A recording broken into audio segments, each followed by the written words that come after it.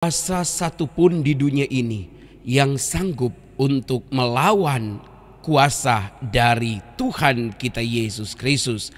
Haleluya, puji Tuhan. Bagaimana kabar saudara hari ini?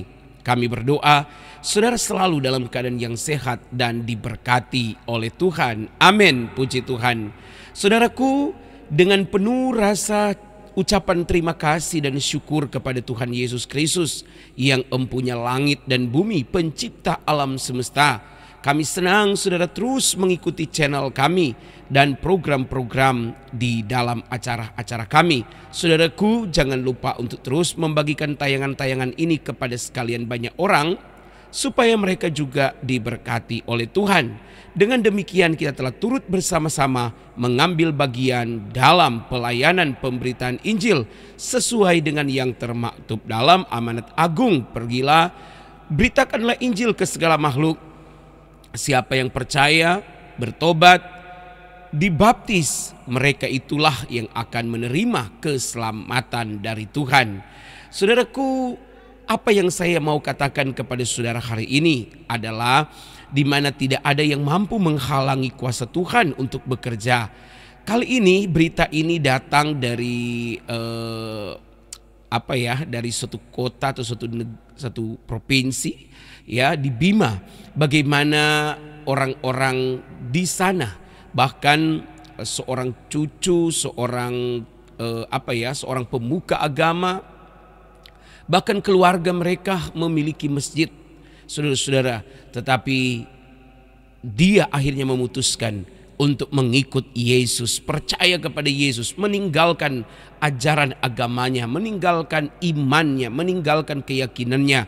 Dan dia begitu teguh dan pasti, ya, dia begitu sangat percaya diri bahwa hanya Yesus yang mampu menyelamatkan dia. Nah, saudara-saudara, kisah ini tentu sangatlah inspiratif bagi kita untuk kita lihat. Dan bagaimana kita akan memperhatikan setiap detail kata-kata dari orang ini sungguh luar biasa. Telah menunjukkan karakter hidup Kristus di dalam pribadinya. Saudaraku, sebelum kita akan menyaksikan tayangan ini, jangan lupa bagi Bapak Ibu yang memiliki berkat, sudilah kiranya untuk membantu pembangunan gereja dan pusat penginjilan, ya, pelatihan penginjilan di kota kami. Bapak Ibu dapat menyalurkan bantuan di nomor rekening yang tertera di atas ini. Atas setiap bantuannya kami ucapkan banyak-banyak terima kasih, dan Tuhan Yesus kiranya akan memberkati, membalasnya, dan akan memberikan yang dibutuhkan oleh Bapak Ibu, saudara-saudari, untuk oleh kita semua. Puji Tuhan. Saudara-saudaraku, mari kita akan sama-sama menyaksikan tayangan ini. Kami berdoa kiranya tayangan ini memberkati saudara semua. Selamat menyaksikan. Saya dilahirkan di Jombang. Ayah saya orang Bima, ibu saya orang Jombang. Saya diberi nama oleh ayah saya Muhammad Ilyasam, seorang remaja. Saya dibesarkan dalam keluarga yang ketat dan taat. Ya, saya juga aktif sebagai seorang muslim, menjalankan semua syariat dalam Islam saya jalankan. Nah, saya tumbuh menjadi seorang muslim yang sangat fanatik pada waktu itu. Ya, dan saya juga membimbing adik-adik saya itu dengan keras. Adik saya waktu itu ada dua, perempuan semua. Yang satu namanya Ina Kaum, yang satu Yuni Kristiana. Adik-adik saya ini kalau nggak mau ngaji itu saya tendang-tendang. Saya betul-betul fanatik, ya. Artinya nggak suka kalau adik-adik saya, keluarga saya ada yang tidak menjalankan sholat atau ngaji begitu, ya. Jadi kebetulan saya juga dulu saya itu sebagai remaja yang aktif, jadi saya membina, mementori anak-anak yang pra-remaja untuk memulai menjalankan sholat. Itu ada tata cara, aturan, bacaan. Itu saya biasa mengajari anak-anak yang pra-remaja yang baru mau belajar sholat itu, ya, mengajar ngaji, ya, konsonan-konsonan Arab, huruf hijaiyah itu, ya, alif, ba, ta, sa, jim, kha, kho, dal, dal, ro, ja, sin, fin, sod, dot, to, do, ain, goin, wakof, kaf, lam, min, nun, waw, ha, lam, alif, ab, ya, ya. Kita mengajarkan itu supaya mereka bisa membaca, ikhro, ya, membaca.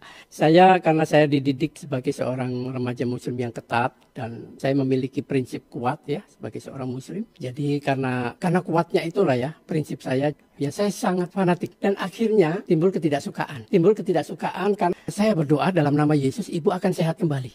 Dan saya mewakili pemerintah Kota Manado sangat bangga dan sangat bahagia karena bisa memberikan tanah untuk gereja New Philadelphia, dan saya rasa semua jemaat New Philadelphia akan bahagia karena mendapatkan tanah untuk membangun, dan mudah-mudahan pembangunan akan berjalan lancar.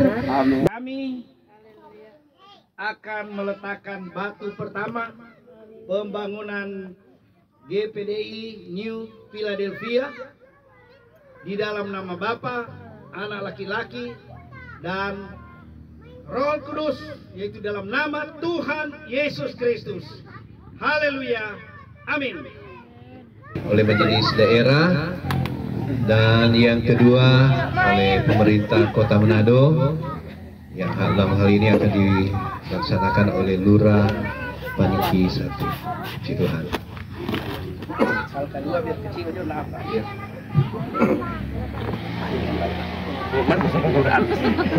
Oh, bisa. Oh. Spesial.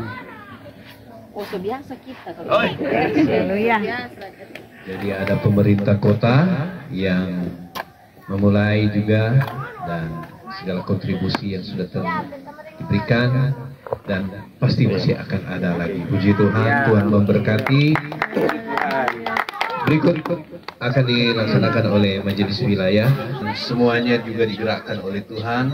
Kiranya pembangunan ini juga untuk hormat dan kemuliaan nama Tuhan. Oleh sebab itu, sebagai majelis wilayah, kami akan meletakkan batu pertama pembangunan Gereja Pentakosta di Indonesia, New Philadelphia, di dalam nama Allah Bapa, Anak, dan Roh Kudus, yaitu Tuhan Yesus Kristus. Dari mewakili LPM Paniki 1, dalam hal ini Bapak Gino Languyu. Oleh Kepala Setempat, Pendeta Robi Sumga. Puji Tuhan.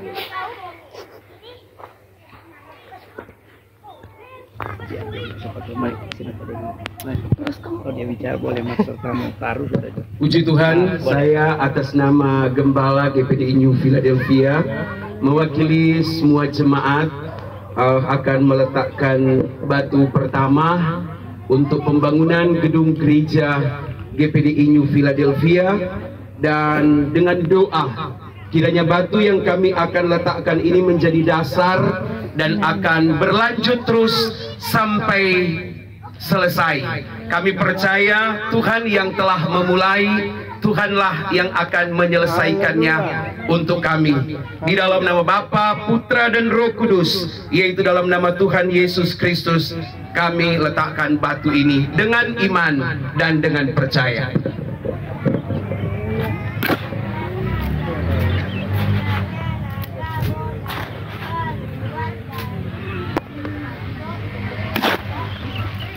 Ya, Tuhan memberkati. Terima kasih.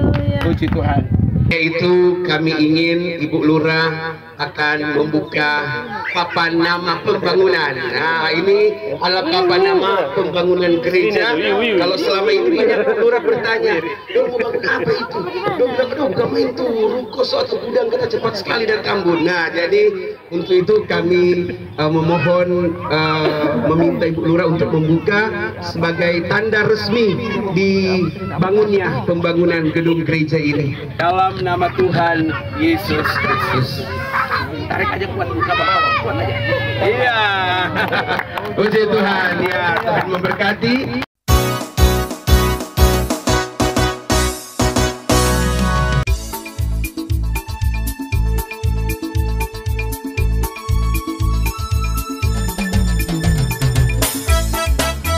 Saya dilahirkan di Jombang. Ayah saya orang Bima, ibu saya orang Jombang. Saya diberi nama oleh ayah saya Muhammad Ilyasyam. Ya, karena keluarga saya memang Muslim. Kebetulan juga ayah saya seorang hafiz, ya, dia penghafal Quran. Jadi semua nama saya diambil dari Al-Quran. Muhammad adalah nabi, dan Ilyas juga nabi yang ada di Al-Quran yang menjadi idola ayah saya juga. Syam adalah nama surat yang ada di Al-Quran, yaitu artinya matahari. Jadi karena saya lahirnya pas matahari terbit, saya diberi nama Muhammad Ilyasyam. Ya, inilah kenangan ya dari ayah saya. Nah, di Jombang lalu kami kembali ke Bima. Saya sekolah SD juga di sana. Di keluarga Bima itu kami keluarga yang taat ya. Bahkan keluarga kami di sana punya masjid di Bima. Dan di Bima sekitar tahun 78 kami mulai merantau lagi ke Jawa, ke Jombang, lalu ke Jawa Tengah. Nah, di Jawa Tengah ini kami menetap di Purbalingga. Di Purbalingga tepatnya di Bukateja. Nah, di sanalah saya tumbuh menjadi seorang remaja. Saya dibesarkan dalam keluarga yang ketat dan taat.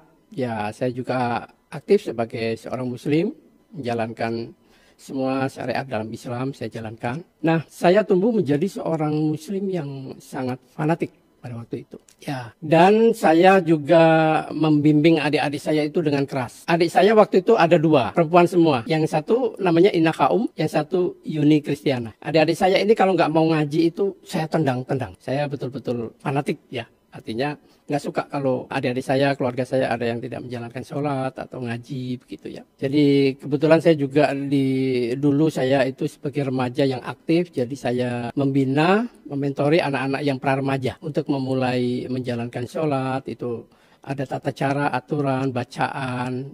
Itu saya, ya ini waktu saya dibaptis ya tahun 92. Tahun 87 itu saya disuruh ayah saya, udah kamu ikut kerja, ikut wak saja di sana. Di Tanjung Priuk, di Muara Baru. Dan saya ikut membantu di sana untuk bongkar ikan, penjualan ikan, 94. Nah, adik saya yang bontot inilah yang pertama kali saya bisa mengenal orang Kristen. Saya biasa mengajari anak-anak yang pra-remaja yang baru mau belajar sholat itu ya, mengajar ngaji ya. Konsonan-konsonan Arab, huruf hijaiyah itu ya. Ali, ba, ta, sa, jim, ha, ho, dal, dal, ro, ja, sin, fit, so, do, to, do, ain, goin, wakof, kaf, lam, min, lun, ha, lam, alif, ya, ya. Kita mengajarkan itu supaya mereka bisa membaca ikhro ya, membaca. Saya karena saya dididik sebagai seorang remaja muslim yang ketat dan saya memiliki prinsip kuat ya sebagai seorang muslim. Jadi karena kuatnya itulah ya prinsip saya. Ya saya sangat fanatik dan akhirnya timbul ketidaksukaan. Timbul ketidaksukaan karena di kampung di Purbalingga di Bukateja itu dulu yang di sepanjang jalan raya itu dulu banyak toko-toko, kios-kios orang Cina. Jadi saya kalau malam itu ya sama teman-teman itu sering lewat situ dan melempari toko-tokonya. Terus anjing-anjingnya menggonggong. Wah, kita lari. Sudah nggak menggonggong lagi, kita lemparin lagi. Jadi itu sering kita lakukan ya. Sering saya lakukan bersama teman-teman. Dan itu, aduh gimana ya. Dulu itu saya nggak pernah berpikir kalau itu salah. Nah, itu sering saya lakukan. Nah, pertama kali saya mengenal kekristenan itu tahun 84 itu ibu saya sedang bersalin. Yaitu melahirkan adik saya yang paling bontot ini. Laki-laki. Ibu saya dirawat bersalin di Rumah Sakit Trenggiling, Purbalingga. Di Purbalingga, saya nggak tahu rumah sakitnya sekarang masih dipakai atau tidak karena itu rumah sakit zaman Belanda. Dan ketika melahirkan adik saya itu ibu saya pendarahan hebat dan mengalami koma berhari-hari, tidak bergerak. Keluarga sudah pasrah. Ya akhirnya pihak dari rumah sakit meminta keluarga untuk mencari darah untuk ibu saya karena darah ibu saya O, kami mencari sulit sekali untuk mendapatkan darah O. Saya mendatangkan banyak orang ke PMI untuk diperiksa darahnya karena zaman dulu kan kita nggak tahu ya darah kita golongannya apa gitu ya. Nggak satu pun kami mendapatkan padahal kami sudah buang ongkos banyak ya untuk biaya mondar mandir itu mendatangkan orang itu. Tapi nggak ada yang cocok. Nah pada saat itu kakak saya juga sedang pergi ke Banjarnegara, mungkin ke Wonosobo ya. Nah sepulang dari Banjarnegara Wonosobo itulah kakak saya ketemu dengan seorang penginjil namanya Sugeng Prayoga. Ketemu di sebuah bis. Nah akhirnya berkenalan lah di bis itu karena kakak saya ini ditanya sama Pak Sugeng Prayoga. Oh Mbak kenapa kok kelihatannya sedih gitu ya. Langsung kakak saya bercerita bagaimana tentang situasi keadaan ibu saya. Ibu saya sedang koma dan sedang membutuhkan banyak darah untuk supaya bisa siuman kembali. Oh terus sekarang dirawat di mana di Purbalingga Pak gitu. Mungkin darah saya cocok Mbak. Ayo kita periksa cek darah saya nanti bisa diambil untuk ibu supaya ibu bisa sehat kembali, ibu bisa siuman dari komanya. Nah akhirnya tidak menunggu waktu lama mereka langsung ke PMI untuk mengambil cek darah itu, donor darah itu. Nah akhirnya diambillah itu darah. Kata pihak petugas di PMI itu, wah ini darahnya, oh wah puji pas. Tuhan, iya ya. Nah akhirnya kakak saya dengan senang hati mengantarkan darah itu ke rumah sakit dan memberikannya kepada suster yang ada di situ ya, dokter perawat. Nah langsung di donor disuntikan ke infus untuk ibu saya. Nah puji Tuhan nggak seberapa lama ibu saya siuman. Nah ketika itu terus saya disuruh sama kakak saya untuk menjemput Pak Sugeng Prayoga itu, sang penginjil itu. Beliau sedang ada di apotek untuk menebus obat-obatan. Nah apotek itu dari rumah sakit jaraknya nggak jauh, paling ya sekitar 300 meter ya. Saya menjemput. Dalam pikiran saya begini, karena saya dengar cerita dari kakak saya, kalau ini orang Kristen dan penginjil katanya. Saya nggak tahu penginjil itu apa dulu kan. Nah akhirnya dalam pikiran saya berkecamuk. Saya sendiri selama ini nggak suka sama orang Kristen. Sekarang saya ditolong sama orang Kristen. Jadi seperti terjadi apa ya dalam pikiran saya? Ya? Ya, itu dia. Mau marah nggak bisa gitu ya. Karena merasa tertolong gitu ya. Nah akhirnya saya jumpai itu Pak Sugeng Prayoga di sebuah apotek. Nah semua obat-obatan ditebus oleh beliau. Dan akhirnya kami kembali ke rumah sakit sama beliau berjalan kaki sambil cerita di sepanjang jalan. Ya beliau juga cerita tentang pelayanan. Saya juga nggak tahu dulu pelayanan itu apa ya. Beliau banyak bercerita. Nah sampai di depan rumah sakit itu beliau nggak mau masuk. Beliau hanya di depan rumah sakit. Beliau itu pakai pakaiannya rapi ya, putih, celana hitam, pakai sepatu. Dia bawa Alkitab dan buku-buku lain. Nah sampai di depan rumah sakit itu beliau katakan begini ke saya, Dek, saya nggak masuk ya. Salam aja buat bapak, buat ayahnya, sama ibu, sama keluarga yang lain, sama kakaknya ya. Saya berdoa dalam nama Yesus, ibu akan sehat kembali, sembuh. Apalagi ibu sudah mendapatkan donor darah, pasti ibu akan sembuh. Jangan khawatir. Gitu kan. Nah saya pamit ya, adik ya, Tuhan Yesus memberkati. Saya masih banyak pelayanan. Saya nggak tahu waktu itu saya dengar pelayanan. Ternyata ketika saya sudah bertobat, saya ini pelayanan gitu ya. Dulu saya nggak tahu pelayanan itu apa, penginjilan itu apa.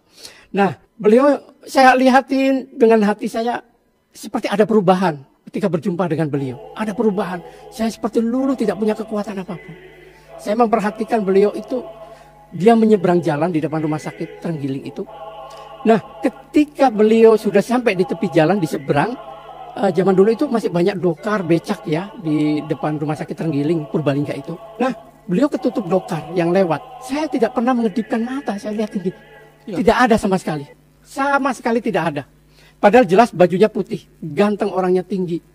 Celananya seperti saya. Makanya saya senang pakai pakaian rapi seperti beliau. Ya, semenjak beliau nggak kelihatan itulah saya bingung. Dan itu saya juga tidak bercerita sama keluarga. Dalam kesaksian-kesaksian ini saya mulai bercerita. Akhirnya kakak saya juga melihat cerita saya ini dari YouTube waktu itu masih hidup kakak saya. Wah, luar biasa Ilyas, kamu ternyata dulu Pak Sugeng itu hilang begitu saja ya gitu. Saya nggak cerita waktu itu memang. Nah itulah yang membuat saya ini keajaiban luar biasa. Dipertemukan dengan seorang Kristen. Dan saya tidak tahu beliau kemana. Setelah tertutup oleh dokar yang lewat, delman atau dokar saya lupa itu. Karena waktu itu tahun 84 ya sudah berapa tahun ya sampai sekarang ya. Usia saya juga waktu itu mungkin sekitar 16 tahun ya. 16 tahun. Nah beliau nggak kelihatan lagi di pandangan saya. Seperti hilang begitu saja. Nah saya terngiang-ngiang ingat terus Tuhan Yesus, Tuhan Yesus. Dia katakan seperti itu. Nah akhirnya setelah itu masuk ke rumah sakit dan memberikan obat-obatan ke ibu saya. Nah singkat cerita ibu saya sudah sehat dan boleh pulang ke rumah. Adik sudah lahir, laki-laki bontot. Nah sudah kembali ke rumah ya kami menjalani hari saya ikut di sana. Nah karena pekerjaan yang keras akhirnya saya tumbuh menjadi seorang pemuda yang keras. Dan kebetulan teman-teman saya itu juga termasuk masih sepupu. Mereka dari Bugis karena wah saya kan dari Bugis. Jadi kakek saya ini punya istri dua. Yang pertama dari Bima. Dan yang istri yang dari Bugis ini sebenarnya bukan istri ya, tapi kalau zaman dulu itu kayak semacam gundik atau bagaimana ya. Nah itu tapi punya anak duluan, yaitu wak saya itu. Jadi keluarga dari Bugis itu ada di daerah Priok, Semprotan, mereka tinggal di sana. Nah saya ikut beliau karena beliau itu jual ikan, ya suka di pasar ikan di Muara Baru. Jadi saya tumbuh menjadi seorang pemuda yang keras bersama dengan 4 orang saudara sepupu saya. Kami seringkali minum minuman, kami seringkali ya jarang makan ya. Minum rokok itu yang sering saya lakukan. Akhirnya tahun 88 saya jatuh sakit. Saya sakit dan saya berobat dan dokter memvonis saya kena MAH kronis. Dinding lambungnya rusak. Nah itu yang saya alami ketika itu. Saya sudah periksa ke dokter beberapa kali dan saya mengalami sakit ini luar biasa. Hampir saya putus asa. Saya sudah pasrah ya. Waktu itu saya sudah tidak bisa menjalankan sholat lagi. Karena saya kalau tidur itu harus ditekuk kakinya. Karena kalau lurus, perut saya ini rasanya seperti ditusuk-tusuk. Perih sekali. Nah, saya sampai jalan aja ngesot. Itu luar biasa. Saya sudah pasrah. Tuhan, kalau engkau ambil aku, ambillah. Saya sudah pasrah. Nah, keluarga uak saya ini sudah angkat tangan. Saya sebenarnya disarankan dokter untuk makan seperti makanan bubur ya. Bubur gitu ya. Tapi siapa yang mau memasakkan saya? Saya waktu itu tinggal di rumah panggung. Karena rumah Bugis itu, rumah wak saya itu sebelahnya itu rumah panggung. Rumah milik kami juga. Nah, saya tidur di situ bersama saudara-saudara sepupu. Tapi saudara-saudara sepupu mereka kadang tidurnya di tempat lain, di rumah saudara yang lain. Saya sendiri tidur di situ dan saya mengalami sakit yang luar biasa, yang berat sekali dan itu saya putus asa. Saya sudah nggak ada harapan lagi untuk hidup dan tubuh saya itu kurus sekali. Nah, ini dalam pemulihan, nah ini proses untuk pencarian Tuhan Yesus ya. Nah, saya percaya kepada Yesus dan mengikut Kristus itu karena saya pertama kali mengalami kesembuhan mujizat. Nah, ketika saya sudah tidak berdaya ya, tidak bisa berbuat apa-apa, saya ngesot dari tempat tidur ke kamar kecil, karena itu rumah panggung ya, jadi tidak didesain seperti toilet gitu ya, jadi hanya ditutup horden aja, karena kami buang air juga airnya jatuh ke bawah. Nah, saya menangis di situ. Badan saya sudah kurus, saya sudah berdiri saya nggak bisa, karena saya jalan harus ngesot dan perut saya harus posisinya ketekuk. Kalau gini dikit, wah sudah terasanya sakit luar biasa. Hampir hari-hari saya menangis, karena saya tidak bisa tidur, tidak pernah bisa tidur saya. Ngantuk itu hampir nggak pernah saya rasakan, karena nggak bisa tidur, karena di sini itu perut saya itu rasanya, wah seperti nggak karu-karuan. Nah, saat itulah saya di malam hari, saya diingatkan Tuhan dengan Pak Sugeng Prayoga. 4 tahun yang lalu, tahun 84 itu. Dia seorang Kristen, dan gara-gara Pak Sugeng Prayoga ini ibu saya bisa hidup kembali, bisa sehat kembali. Terus saya bilang gini, dia waktu itu mengucapkan Yesus. Saya waktu itu takut ya mau ngomong Tuhan Yesus itu ya. Saya hanya bilang Yesus, karena saya waktu itu ya masih muslim ya. Iya. Jadi masih inilah mengimani Yesus atau Isa itu hanya sebagai manusia nabi ya, biasa. Dan saat itu saya entah ini berdoa atau tantangan ya kepada Yesus ya. Saya bilang, Yesus, kalau engkau Tuhan, kalau engkau memang banyak mujizatmu masih berlaku, sembuhkan penyakitku saat ini, dan aku akan ikut engkau dan menjadi penginjil seperti Pak Sugeng Prayoga. Itu yang saya ucapkan. Kayak nazar gitu ya Pak? Ya, semacam nazar. Memang itu nazar. Karena saya berjanji, saya akan ikut engkau dan saya akan menjadi penginjil seperti Pak Sugeng Prayoga. Nah, setelah saya berdoa seperti itu, saya masih air mata ini juga masih mengalir. Saya masih merasakan itu ya. Jadi saya masuk ke kamar itu masih ngesot-ngesot. Saya terus rebahan di tempat tidur seperti biasa, kaki tidak bisa saya selonjorin, tapi tetap saya posisi tekuk. Nah, akhirnya jam 5 pagi itu, karena saya biasa bangun pagi ya, jam 5 pagi itu, kok saya bisa tidur? Karena saya nggak pernah bisa tidur. Karena perut ini rasanya nggak karu-karuan. Wah, seperti ditusuk-tusuk, perih atau apa gitu, saya nggak tahu rasanya seperti apa. Nah, itu saya heran, jam 5 pagi kok saya bisa bangun dan bisa tidur gitu loh. Nah, akhirnya saya mencoba untuk duduk. Kok saya bisa duduk? Pas saya pegang perut saya, ini rasanya adem. Adem seperti orang habis minum air ya, adem. Pokoknya adem di perut saya. Saya bilang, ya Allah gitu. Saya masih nyebut-nyebut nama Tuhan saya yang lama ya. Saya katakan alhamdulillah ya. Artinya saya kayaknya sudah sembuh ini saya. Sudah pulih gitu, udah nggak sakit lagi gitu ya. Saya mencoba berdiri, bisa. Berdiri bisa, saya jalan sampai saya turun dari rumah panggung itu. Dan wak saya waktu itu mau ngambil air wudhu. Ilyas, kamu sudah sehat gitu ya. Waduh, alhamdulillah ya gitu. Awas, hati-hati turun dari tangga, kata Pak saya gitu. Dia ngambil air wudhu, di samping situ ada keran. Nah, akhirnya saya turun, dan saya mencoba naik lagi. Saya bisa ya, kok ini perut saya kok yang sakit semalam itu mana kok nggak terasa. Disitulah saya berpikir, berarti Yesus sudah menyembuhkan saya. Gitu. Nah itu, tapi saya masih takut nyebut Tuhan. Hanya Yesus saja, belum berani. Hanya Yesus yang saya sebut. Nah, sejak saat itulah saya akhirnya sering berbohong dengan keluarga, karena saya juga sudah sembuh, sudah sehat, saya tidak menjalankan sholat kan. Pengalaman itu membuat saya ada satu rasa sukacita, ada satu yang baru di dalam diri saya gitu ya. Tapi bertentangan gitu loh. Saya tinggal di rumah wak saya itu, nah wak saya itu kan dua-duanya haji. Jadi pasti saya harus mengikuti apa perintah beliau kan. Nah, saya sering kali ditanya, Ilyas kamu sudah sholat? Sudah Wak, padahal belum. Ilyas kamu udah ngambil air wudhu dulu? Ya Wak, ntar aja, padahal nggak ngambil air wudhu. Sering itu yang saya lakukan, bohong gitu. Dan saya selalu diinterogasi oleh keluarga wak saya di Tanjung Priok itu. Dan saya sudah sehat, saya sudah bisa bekerja kembali di Pasar Ikan Muara Baru. Dan seringkali pagi-pagi itu saya disidang sama wak saya. Nah saya disidang, wak saya bilang gini, kenapa kamu sudah nggak sholat? Ya saya pengen jadi Kristen wak, saya bilang gitu. Marahlah wak saya. Nah akhirnya saya selalu dikata-katain, aduh gimana ya, yang kafir lah apa itu udah sering saya dengar ya. Dasar pemurtad itu. Akhirnya nggak ada sayang lagi sama saya. Ponakannya kan. Nah akhirnya saya pas waktu itu bulan puasa dan buka bersama di rumah kakak sepupu saya, anaknya wak saya. Saya sudah tidak tinggal di rumah wak saya tapi di rumah kakak sepupu, anaknya wak saya juga. Dan wak saya sering ke situ karena rumahnya nggak jauh kan. Paling pasti ketemu terus. Ya, pasti ketemu 70 meter lah ya. Nah pasti ketemu. Nah akhirnya mereka keluarga besar di situ buka bersama dan saya ada di atas karena saya tidur di kamar atas, kamar lantai 2, bukan rumah panggung. Nah mereka itu ngerasain saya ya sesudah buka itu semua ada sepupu-sepupu di situ. Kalian tahu nggak? Itu Ilyas sekarang sudah murtad katanya, jadi kafir katanya gitu. Itu mas sebenarnya harus, kalau orang sudah kafir itu dibunuh aja juga nggak apa-apa katanya. Waduh, saya mendengar itu saya merinding waktu itu. Saya merinding, saya gini dalam hati. Yesus, saya akan ikut engkau, kok saya jadi sengsara begini, mau dibunuh gitu ya. Itu dalam hati saya menangis, sempat down ya waktu itu ya. Antara mau maju, mau mundur, mau ikut, mau mundur. Itu yang ada dalam hati saya. Apa kalau saya mundur, misalkan saya kembali semula, pasti saya akan disayang oleh wak saya. Karena saya memang dijanjikan mau dibeliin motor waktu itu. Waktu itu kan ya tahun-tahun 88 itu kan seneng banget ya kalau kita punya motor gitu ya. Bangga lah ya. Bangga.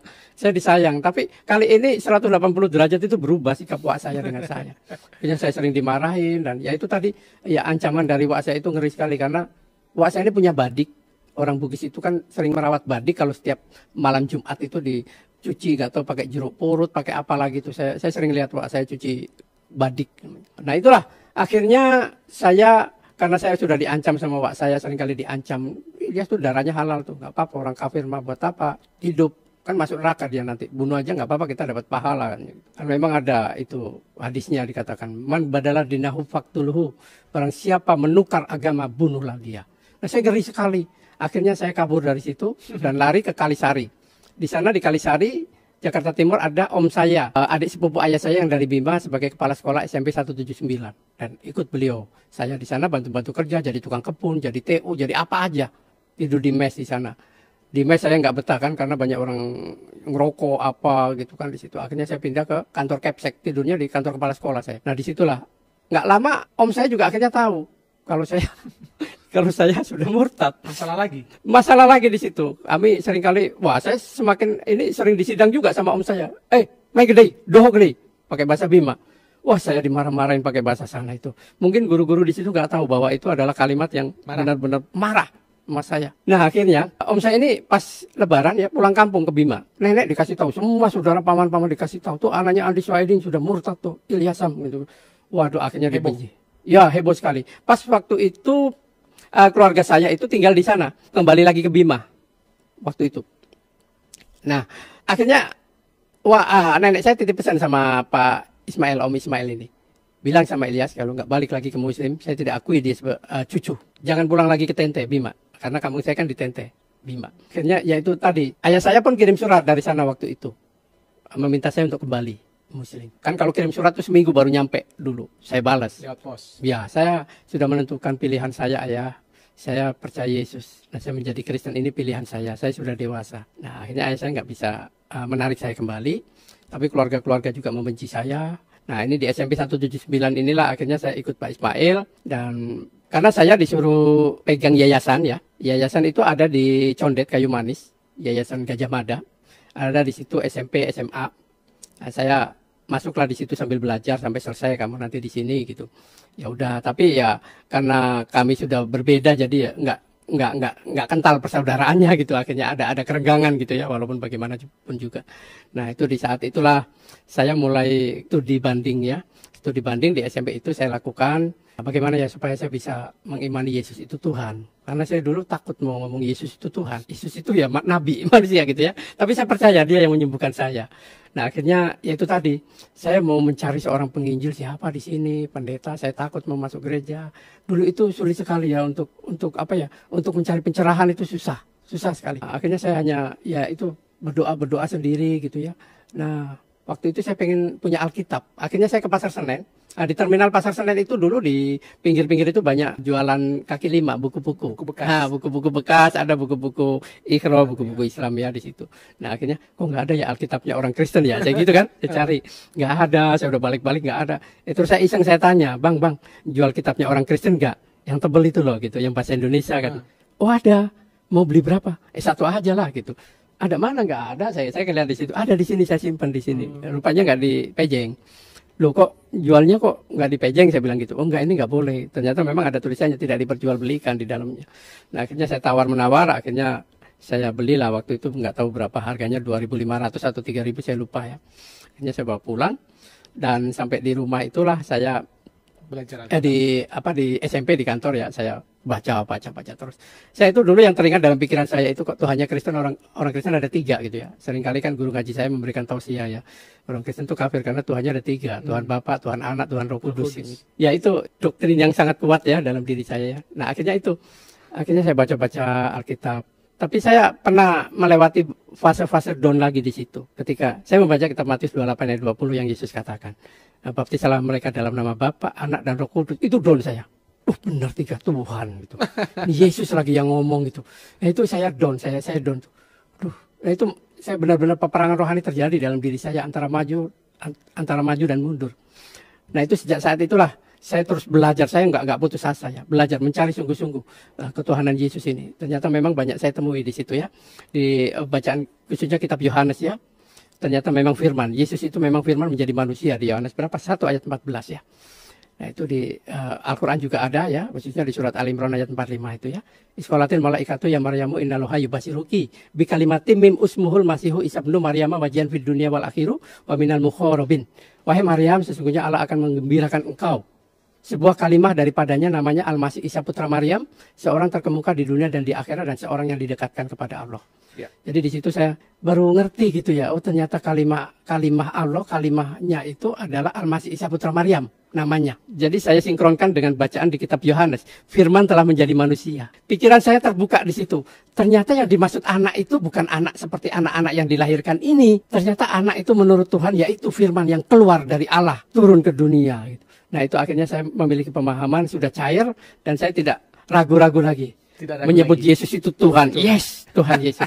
Dan seperti juga dialami oleh orang lain ya, bahwa selalu dalam kondisi itu akan mendapat penolakan. Mungkin ada sedikit pengalaman Pak Ilyas. Bagaimana cara menghadapi itu? Silakan Pak. Iya, betul.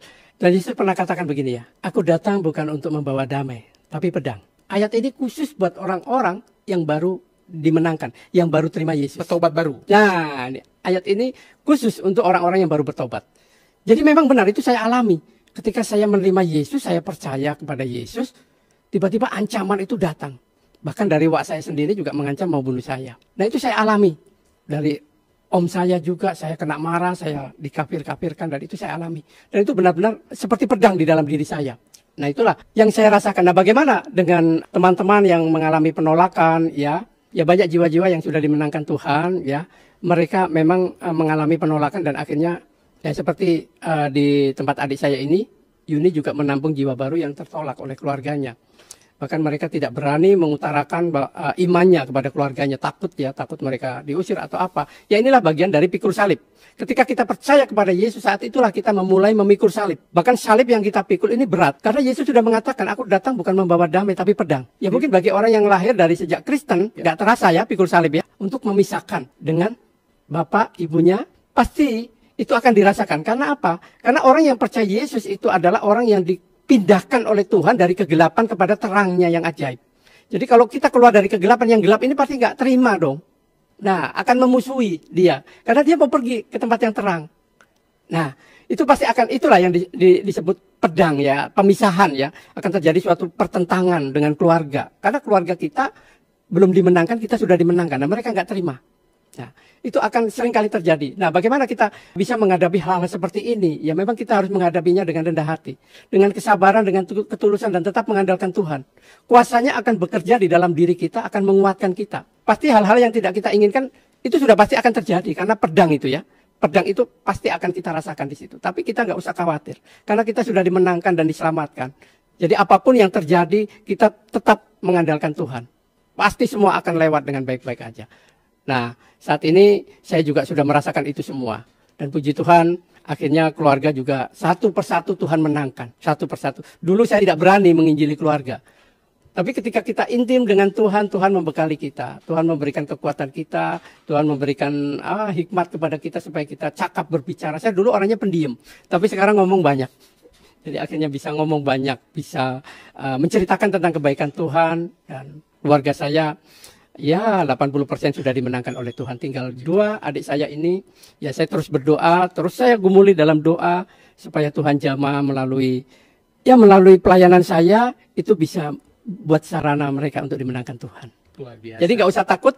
Bagi saudara-saudaraku yang baru bertobat, nggak usah takut. Hadapi dengan kekuatan yang dari Tuhan. Dengan kerendahan hati. Hadapi. Dengan doa hadapi. Yesus saja menderita mau menyelamatkan kita. Dia menerima siksaan, dia pikul salib sampai Golgota. Dan dia mengorbankan jiwanya, dirinya untuk kita semua, untuk keselamatan kita. Jadi kenapa kita harus takut untuk menghadapi orang-orang lain? Ya, harus kita hadapi. Tapi kita hadapi dengan hati yang rendah, hati yang tulus, yang sabar, dengan penuh kasih kita hadapi. Kita minta kekuatan Tuhan supaya kita dimampukan untuk melewati semua itu. Iya, puji Tuhan. Nah, ini ibu saya, ini juga saya baru selesai penginjilan, saya injili sama kakak saya. Kakak saya ini kalau WA saya itu yang pertama dia ucapkan apa? Shalom, haleluya gitu. Dan sekarang sudah terima Tuhan Yesus? Sudah, dua-duanya sudah dipanggil Tuhan. Dan Oke. puji Tuhan, mereka juga sudah dimenangkan Tuhan. Wow, luar biasa. Nah, ini Desi. Oh, Desi ponakan. yang ponakan Iya. yang juga sudah terima Tuhan Yesus ya? Sudah. Wow. Dia tinggal baptis. Dia bilang nanti tunggu saya tamat sekolah dulu. Nah, ini kakak sepupu saya yang rumahnya saya ikuti waktu itu. Di rumah beliau inilah saya diancam mau dibunuh oleh wak saya. Dan beliau juga sudah terima? Ya, beliau ini dulu, waduh kalau sama saya itu sinisnya minta ampun. Goblok mah dongok kafirun saya dikata-katain ini. Tapi akhirnya- 22 tahun kami baru ketemu dan itu melihat di medsos dan beliau langsung telepon saya. Langsung kangen, rindu. Ilyas kamu kesini dong. Dia Haji udah gak bisa jalan katanya. Ini Haji, kakak sepupu saya. Dan saya doakan. Dan pertama kali saya berkunjung saya agak takut. Karena dulu memang beliau ini temperamen ya. Gak suka sama saya. Waktu saya memang murtad waktu itu. Dan saya karena diminta untuk mendoakan, saya doakan. Waktu itu saya doakan dan saya doakan juga doa Bapak kami pakai bahasa Arab. Beliau ternyata gak paham kalau itu doa Bapak kami. Saya doakan pakai bahasa Arab, abana ladzi fis samawati taqaddas ismuka liyati malakutuka litakun masih atuka kamu. Saya doakan sampai beliau amin. Ya kamu masih fasih ya bahasa Arab katanya dibilang. Iya deh Haji. Nah, itu pertama kali. Nah, terus kunjungan yang kedua kali saya ditelepon terus. Kamu semenjak aku di Haji didoakan sama kamu Ilyas enak banget badanku gitu. Katanya enak pokoknya nggak ada sakit-sakit. Kapan kamu kesini lagi gitu. Akhirnya minggu depan saya sama istri ayo kita ke sana lagi. Nah saat itu saya doanya dalam nama Yesus. Sudah nggak pakai bahasa Arab. Saya pakai di Haji, saya doakan di Haji. Tapi dengan iman saya dalam nama Yesus. Iya nggak apa-apa saya aminkan gitu. Jadi di Haji ini sudah dimenangkan Tuhan. Sebelum meninggal, seminggu sebelum meninggal, saya kunjungan yang ketiga kali kalau nggak salah. Saya doakan. Di Haji, Tuhan Yesus akan menyembuhkan di Haji. Kalimat menyembuhkan itu kan ada dua macam ya. Sembuh dari dosa, sembuh dari penyakit. Jadi kalau nggak sembuh dari penyakit ya, sembuh dari dosa, diselamatkan. Nah, saya doakan di Haji. Nah, akhirnya beliau dengan sukacita menerima saya. Dan senang kalau kamu sering-sering kesini dong. Kakiku enteng, enak kalau habis kamu doakan gitu. Ini habis saya urut-urut kakinya, terus saya doakan, saya ajak foto bareng. Yang bertobat pertama kali itu ayah saya. Ayah saya tahun 2012 itu, ya ayah saya ini dia penghafal ya, dia fasih sekali bahasa Arab. Seringkali berkunjung ke Jakarta ke tempat saya dan beliau ini kalau nulis apa-apa pakai bahasa Arab. Ya saat saya beli sepeda motor, beliau tulis pakai bahasa Arab. Nah, luar biasa. Nah beliau itu ke rumah saya kira-kira 2 bulan sebelum beliau dipanggil Tuhan. Beliau bawa kitab-kitab kecil, saya kurang begitu perhatikan ya karena ada kitab kuning juga dan beliau katakan gini kepada saya, Il. Benar juga ya ini gelarnya Nabi Isa ini luar biasa loh Il katanya. Gelarnya Nabi Isa ini ada 2. Rohullah dan Kalimatullah gelarnya. Nah ayah saya cerita ini ingin menunjukkan kebenaran ya tentang Isa Al-Masih. Saya katakan ya memang ayah gitu. Ya memang itu gelarnya Isa Al-Masih. Lalu saya coba mengutip di hadis Anas bin Malik ya 72. Isa fa'innahu rohullah wa kalimatuhu. Sesungguhnya Isa adalah roh Allah dan firmannya atau kalimatnya. Lalu ya ayah nggak banyak cerita sih di rumah saya itu. Ayah saya tahu kalau saya menjadi seorang Kristen dan ayah saya menghargai saya. Nah ketika 2 bulan kemudian ayah saya jatuh sakit, kencing batuk ya kalau nggak salah ya. Nah sampai kritis ayah saya itu. Nah akhirnya Yuni inilah yang menelpon saya. Mas Il pulang dulu ke Purwakarta karena ayah lagi kritis gitu. Karena dalam hati saya biasanya kalau mau pulang itu bareng sama istri sama keluarga ya. Pulang ke rumah orang tua jenguk gitu ya. Tapi saat itu saya seperti di sini dorongan kuat sekali untuk datang. Malam itu juga saya datang. Nah pas malam itu juga pas lagi takbiran. Pas lebaran. Lebaran itu tahun 2012 itu. Jatuhnya bulan Agustus kalau nggak salah. Nah saya pulang duluan. Nanti istri saya besok sama anak-anak. Sampai di sana itu saya nggak bisa masuk rumah. Karena banyak orang lagi takbiran itu di jalanan itu penuh. Akhirnya saya dijemput adik saya yang bontot ini. Si Effendi. Yang kita beri nama Sugeng Effendi. Sama dengan penginjil itu untuk mengingat. Nah saya dijemput pakai motor. Ya akhirnya dia tahu jalan-jalan untuk lebih cepat akhirnya sampailah di rumah kami, di rumah ayah saya. Dan saya biasa kalau masuk rumah itu shalom gitu ya. Ayah saya kaget langsung. Ilyas gitu kan. Nah dia memeluk saya kuat-kuat, memeluk saya. Dan ayah saya itu sakitnya itu sudah kurus sekali, sudah pokoknya udah tinggal tulang ya. Kurus. Ibu saya ada waktu itu nungguin, ada Yuni, ada Pendi, ada kakak saya juga yang perempuan. Nah, ibu saya bilang gini sama kakak saya, ayah ini kan dari Tebu Ireng, Jombang, ilmunya banyak, nggak bakal bisa mati. Ini harusnya sudah mati, gitu. Napasnya begini nggak mati-mati, kata ibu saya. Terus maunya gimana gitu? Ya kamu bisa nggak cariin orang yang ilmunya tinggi, yang punya ilmu katanya, buat ngerontokin ilmunya ayah biar bisa mati. Saya bilang ada mah, saya bilang gitu. Hah? Sopo kata ibu saya, Tuhan Yesus, saya bilang gitu. Nah akhirnya itulah kakak saya ketawa sama ibu saya. Kamu itu guyon aja gitu. Loh nggak guyon, saya bilang gitu kan. Nah akhirnya singkat cerita sudah malam ya, karena ibu saya juga lelah, akhirnya tidur, hanya tinggal berdua saya dengan Yuni. Nah kakak saya juga pulang karena rumahnya di Gria Mukti, di perumahan, pulang. Nah, akhirnya menunggu ayah saya ini. Yun, saya bilang sama Yun ini, ayah nggak lama lagi gitu. Aduh gitu, Yuni sambil nangis gitu ya. Ayah, saya bimbing doa ya. Iya. Akhirnya saya bimbing doa. Saya bimbing doa, beliau ikuti doa saya. Saya bimbing doa, dia terima Yesus. Semua ilmu-ilmu yang ayah miliki dipatahkan, dihancurkan di dalam nama Yesus. Nah setelah itu, ya kurang lebih seperempat jam ya kami berdoa, kami juga pujian-pujian, penyembahan di situ. Yuni juga karena Yuni belum Kristen ya, Yuni hanya nunduk-nunduk aja, nggak ikut pujian. Yuni tanya ke saya, Mas, ayah nanti kalau mati masuk surga enggak? Oh masuk. Doanya sudah terima Yesus, saya bilang gitu. Kan ayah nggak pernah dibaptis, nggak pernah ke gereja. Masuk. Saya mencoba membuka di Lukas 23 ayat 43. Kamu lihat ini cerita. Ini penjahat, ini pembunuh. Ayah bukan pembunuh, ayah bukan penjahat. Tapi Yesus menjamin dia keselamatan. Dia percaya bahwa Yesus nanti datang sebagai raja. Ini penjahat percaya. Nah akhirnya Yesus menjamin keselamatan dia. Saat ini juga engkau akan bersama-sama dengan aku di Firdaus. Demikian juga ayah. Ayah dijamin keselamatannya karena ayah percaya. Kamu lihat bibirnya ayah. Ayah, Yesus. Karena sudah tua ya, giginya ompong, jadi ngomongnya juga enggak jelas. Tapi saya tahu dia sebut Yesus. Itu dia sebut terus sebut. Nah, Yuni diskusi tentang itu. Jadi orang yang percaya kepada Yesus, menyerahkan seluruh hidupnya, dia pasti selamat. Itu sudah pasti, jaminannya selamat. Karena dia sudah menyerahkan hidupnya untuk Tuhan. Nah akhirnya, singkat cerita nggak begitu lama ya. Jam 1:15 menit. Ayah saya sudah mulai merasakan mau dipanggil Tuhan. Nah ayah saya matanya kemana-mana. Tadinya dia matanya merem ya gitu. Merem hanya mulutnya aja. Nah saat ini dia matanya lebar. Dia ngeliat ke sono kemari, ke sana kemari. Yuni bilang, Mas, ayah jangan-jangan kesurupan katanya gitu. Bukan Yun. Di sini banyak malaikat. Hanya ayah yang tahu. Kita bisa merasakan. Di sini banyak malaikat. Kamu lihat mata ayah. Ayah wajahnya penuh sukacita. Kamu lihat. Bukan wajah ketakutan. Dia lihat kemana di sekeliling itu dia lihatin. Ya, terus, nah setelah itu enggak lama enak sekali.